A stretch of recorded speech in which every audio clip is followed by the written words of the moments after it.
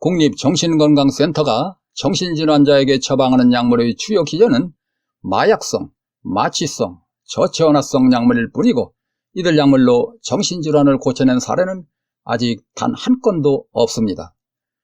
이러한 결과는 너무나 당연한 것이고 인간의 체온은 곧 생명력인데 생명력을 떨어뜨리는 수단으로 어떤 질병을 고쳐내겠다는 발상 자체가 역의학적인 것이어서 처음부터 대단히 잘못된 것이기 때문입니다.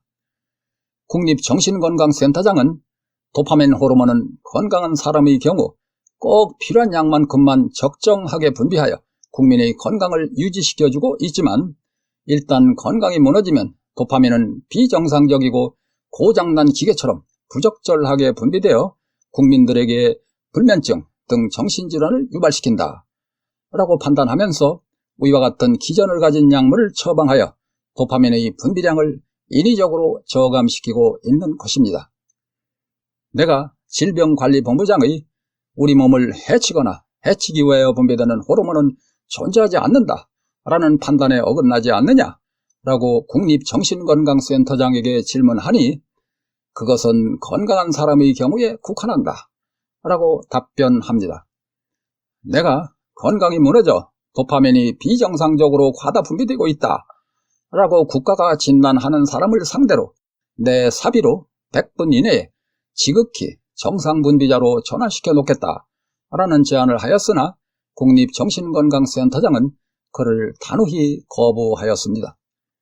도파민은 뇌세포 각성 긴장물질로 국민의 건강 상황 여건에 불구하고 언제나 뇌 에너지 결핍량에 정확하게 비례하여 수동적이고 종속적으로 분비되는 것이어서 그 분비량이 많다는 것은 그만큼 뇌 에너지 결핍 정도가 심각하다는 것을 의미하는 것입니다.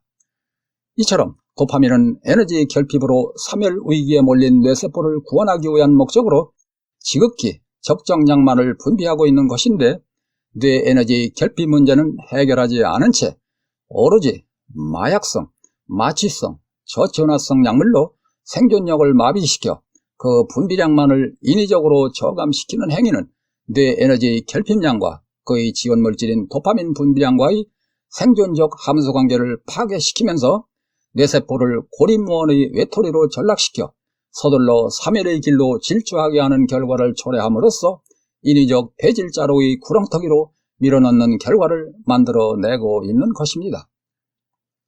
덧붙여 마약성, 마취성, 저체온화성 약물로 국민의 체온을 저하시켜 도파민의 분비량을 저감시켜야 한다 라는 국립정신건강센터장의 판단과 이에 반하여 36.5도씨 정상 체온에서 분비되고 있는 도파민의 양이 생존을 위한 가장 이상적인 최적정량이라는 나의 주장을 서로 비교해보면 그 어느 쪽이 더 올바른 판단인 것인가를 통곡하는 심정으로 국민들께 진지하고 심각하게 묻고 싶습니다.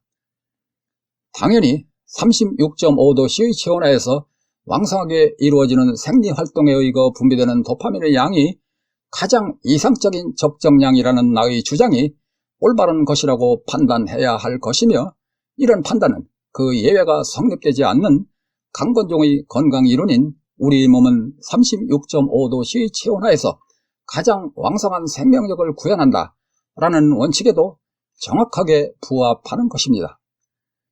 위와 같은 국립정신건강센터의 왜곡된 도파민의 비정상적 과다 분비론이 이 순간 600만 명에 이른다는 무고한 나이 어린 국민들을 참혹한 생지옥으로 몰고 가고 있는 것임에도 불구하고 국립정신건강센터장은 그를 멈출 기미를 전혀 보여주지 않고 있어서 부득이 뜨거운 눈물로 이 발표를 하기에 이른 것입니다. 국가는 이곳에서 처방하는 약물로는 정신질환을 완치시킬 수가 없습니다 라는 사실적 내용의 대자보를 치료소 잘 보이는 곳에 게시하여 국민의 알 권리를 보장해달라는 나의 요구마저도 이유 없이 거부하고 있습니다.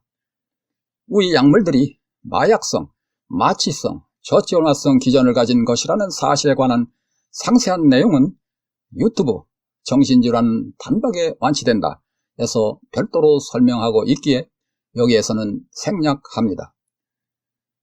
경청해주신 모든 분들께 깊은 감사를 드리며 이 강의는 단순히 구국적이고 공익적인 양심에 따라 마련된 것임을 밝히며 이것으로 말미암아 정신질환으로 고통받는 경우가 단 한 사람도 없게 되는 행복한 사회가 활짝 열리는 출발점이 되기를 간절히 소원합니다. 대단히 감사합니다.